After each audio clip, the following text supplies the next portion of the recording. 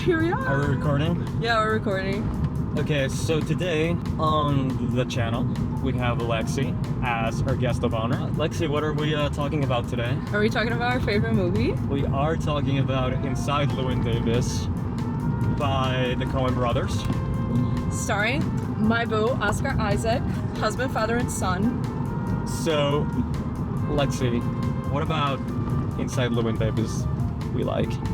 Oh, Aside from the fact aside that from Oscar Isaac. your husband is there. I just really love this story. I think it's the kind of movie, I'm gonna be honest, the first time I watched it, I didn't like it as much. And I was like, that's an interesting movie. And I watched it once and I was like, okay. And then I watched it again. I don't remember why I watched it the second time. And I liked it a lot better the second time. And then I watched it a third time. And I was like, wait, it feels like one of those movies that the more you watch it, the more there is to discover about it. I like drama and comedy, and I find that movie hilarious for all the wrong reasons. Which part do you find funny? When he's at the dinner party and he says that his teacher like used to play Henry James, and there's guy, and he's like, yeah, she wasn't a swinger, and the guy's like, well, Henry James, and he's like, yeah, that was pretty on the beat. That's funny, but it's also kind of devastating. Yeah. You know, when she starts playing the song he used to play with his partner, his music partner, and the woman starts singing along. Oh, that is so It's so painful. She's doing the harmonies that his partner, that the Mike used to do, and he's like, Yeah, he's like so, and he's like, if I had wings, and she's like, and he's like, Llewyn's just an amazing character. He feels so much, and he can't express much of it, and then he tries through music, but then it doesn't work out for him. I love a loser. you love And a he's loser. such a loser. Like, You're that very relatable loser. yeah. What do you think the Coen brothers are saying? Are we all losers? To me, that movie's like appreciating people that try, Yeah. because Llewyn didn't get there, but like he had such a love for it, and I don't know, they're just like celebrating the people that didn't make it, but like it doesn't make them any less valid, I guess. Like it's still, their stories are still interesting, and Like, it's interesting that the movie starts, like, after he leaves the bar, he gets beat up by this mysterious person. Yeah. And at the end of the movie, he gets beat up again by this mysterious person. Implying that the whole journey he did brought him full circle, Yeah. and it didn't change anything, you know? and it's just it's formatted like a folk song. Yeah. Yeah, the format, it's literally like it starts and ends in the same exact place. That movie works because of the soundtrack and many other things, but without that soundtrack, I don't think it would have worked the same. I like the fact, one of my favorite things about the soundtrack is like the one song, not the one, I think it is the one song that Llewyn doesn't sing. It's like 500 Miles.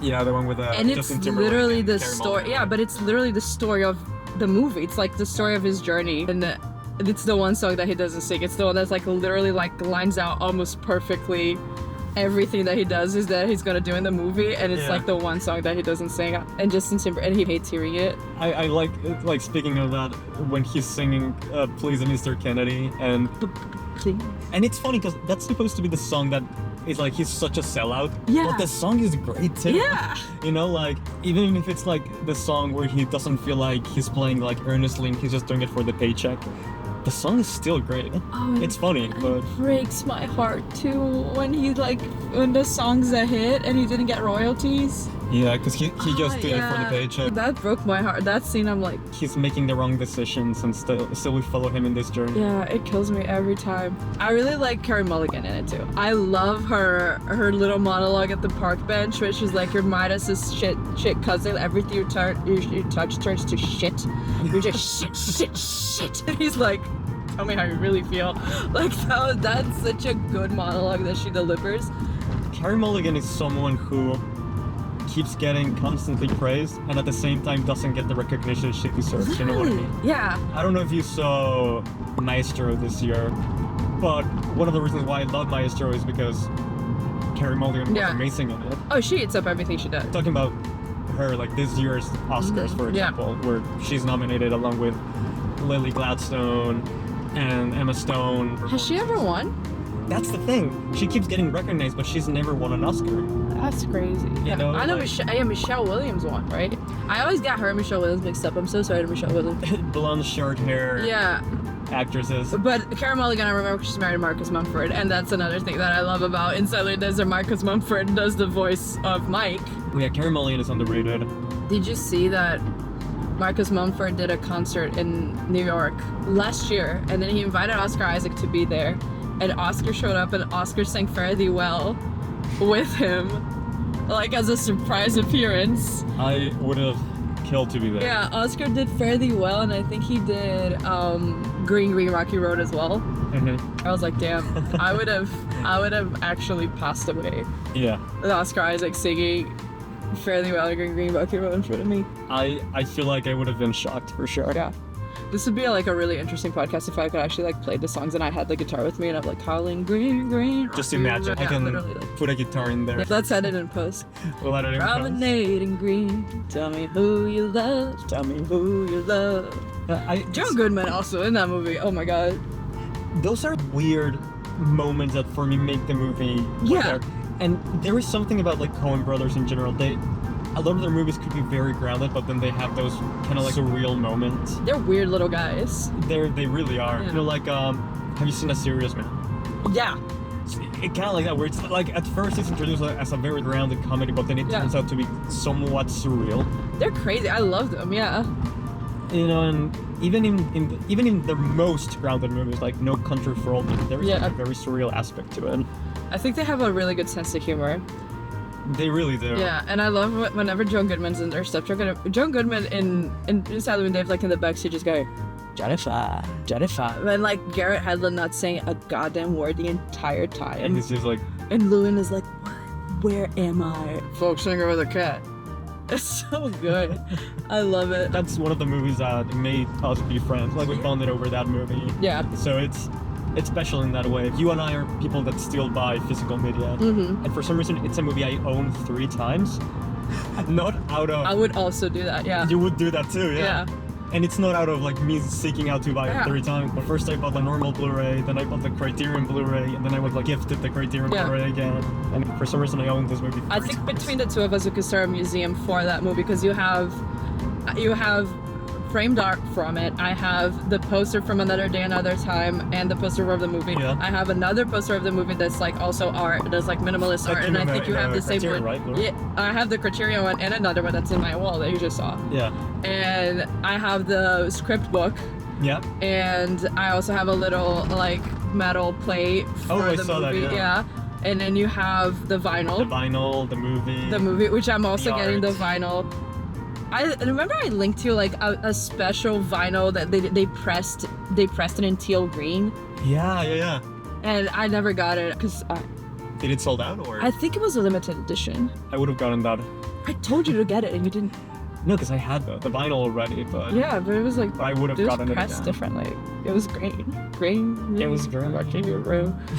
Another thing that this movie gave me that Joe Cohen went to our college for a visit.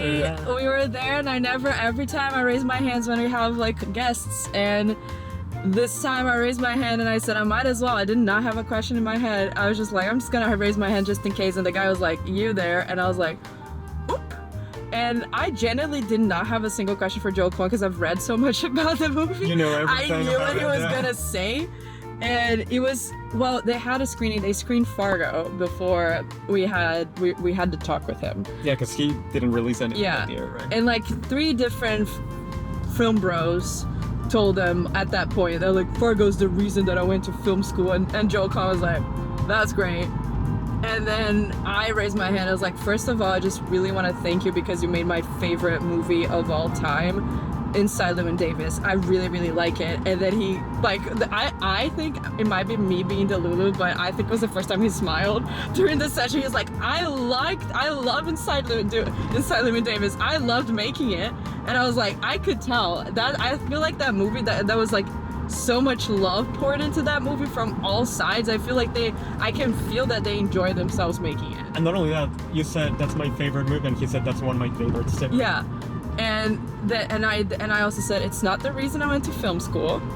However, it is the reason I learned how to play the guitar, because I picked up a guitar and started like learning because my main goal was to play the songs from the movie. There is a list of movies that I've seen too many times to count, and that's a movie that definitely enters the list. I think it's very special to me. It doesn't give you straight answers. Yeah. It's more about like it raises questions, and because of that, after the movie's done, you keep thinking about it, right? Trying like to decipher what the movie's actually trying to tell you. It's not that it's a hard movie to comprehend, you know. I think it's pretty straightforward. Yeah. But at the same time, it's not a movie that you finish watching and it's all said and done. Like you move on. It's a movie that like it stays with you. Exactly. Yeah. Because of that, because it raises a lot of questions that you don't get answers to. Like I said before, we're like, who's the man that's punching him at the beginning and at the end, right? Or when he goes on that road trip with John Goodman's character, there's so many moments in there that I don't quite understand what's going on. The bathroom scene goes crazy. Yeah, and like I said, that's kind of surreal, you know? Yeah. It's just a bathroom, but at the same time, it's strange. What is the cat? Llewyn is the cat. Llewyn is the cat. Llewyn is the cat. Llewyn is the cat. Llewyn has the cat. Llewyn has the cat. The gore finds cat. The gore finds cat. Oh my god, the gore finds are crazy. Oscar Isaac ate that up. Speaking of underrated people, I know he's well recognized, but he's not enough. Like, he needs to be getting awards. He was snubbed that year for Llewyn Davis. That movie was in general snubbed. It didn't get nominated for Best Picture. It didn't get nominated for directing, writing. Like, it got nominated for cinematography, which was well deserved, but it didn't get anything. But there. Every time they do a list of the best movies from this century, it's in there. VSCA 60 East. Sorry. Every time there's a list of the greatest movies of the 21st century, it's in there. I think Llewyn Davis is always top 10. I've seen it being top 10 in like so many different lists. I'm like, why wasn't nominated for a single like best movie, best writing, and best like Oscar Isaac should have been nominated for best actor. I feel like it had come today, it would be nominated. Yeah. It's a movie that it got more recognition with time. Yeah. Right, like I feel like upon release, like a lot of people saw it, a lot of people loved it. It did well critically, but today more people are talking about it. Yeah. That makes sense. As it should. As it should. As it should. It was a good year for Oscar Isaac. That one and Ex Machina. Ex Machina also pops off. Ex Machina is I great. love Ex Machina. Do you have anything else to say about it? I love Oscar Isaac. That's all. We love Oscar Isaac. Yeah. Before we finish, has he been in any other Coen Brothers movie? No, and it drives me insane. Yeah, that is crazy because he was so good in it. I would assume the Coens would be like, hey, we want you to be in our movies again. I'm like, why wasn't he Macbeth? I don't. Why is he not in Drive Away Dolls? Why is Pedro Pascal in Drive Away Dolls and not him? Denzel in Macbeth. I didn't watch it. I think he was really good. I'm sure. Like Denzel's great, but like, why was him in nothing ever again? That is baffling to me. I think I asked that to Joe Con, like, are you gonna Oscar with Oscar Isaac again? And he was like, I'd love to. I'm like, well, it doesn't seem like it. Because Steve Buscemi and John Goodman are recurring people for the Coens, and I would assume Oscar Isaac would be another one. I just feel like directors don't like pick him up to work again. I don't know why. I'm like, he keeps doing like really crappy things, and it upsets me. Has he lately? I mean, he's a portrayer thing. I love him as a leading man, but I love him so much more as a weird little guy. That's when he truly shines. No, honestly, like, people don't know him like I do. Like, anyways, weird little man, I love him. That's all the time we have for today. Please like and subscribe, and we'll see you next time. See you next time.